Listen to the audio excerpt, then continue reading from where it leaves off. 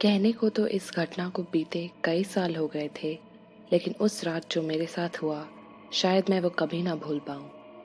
मैं मेघालय का रहने वाला हूँ और उस रात मैं और मेरे भाई वापस घर जा रहे थे।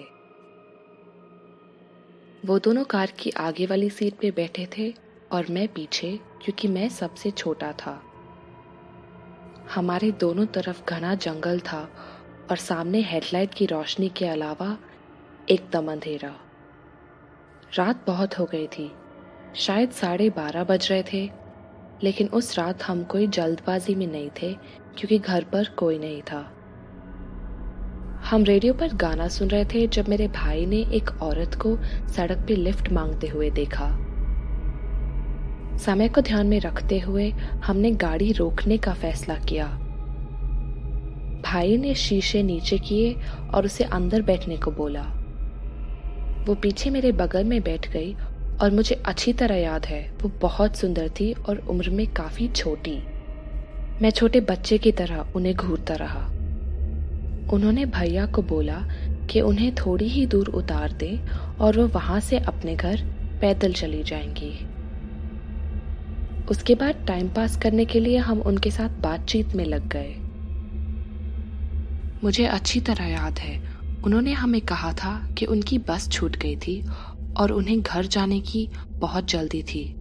उसके बाद जो हुआ उससे मेरी नींद ही उड़ गई। पहली बार मेरी नज़र उनके पैरों की तरफ पड़ी और मैंने देखा कि वो उल्टी तरफ मुड़े हुए थे।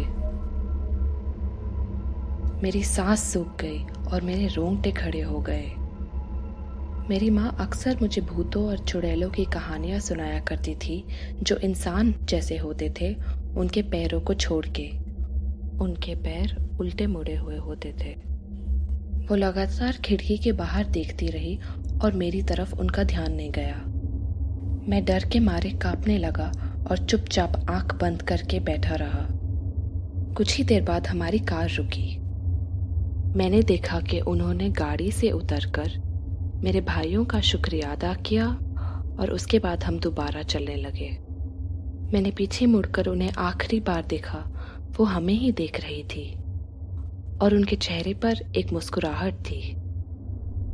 थोड़ी देर बाद मैंने मेरे भाइयों को सब कुछ बताया जो मैंने देखा और वो सब भी सुनकर एकदम सहम गए। आज तक मैं सोचता हूँ कि उस रात क्या क्या हो सकता था और उस औरत ने क्यों कुछ नहीं किया। लेकिन इस हादसे के बाद से मैं किसी भी अनजान व्यक्ति को लिफ्ट देने से पहले 1000 बार सोचता हूँ।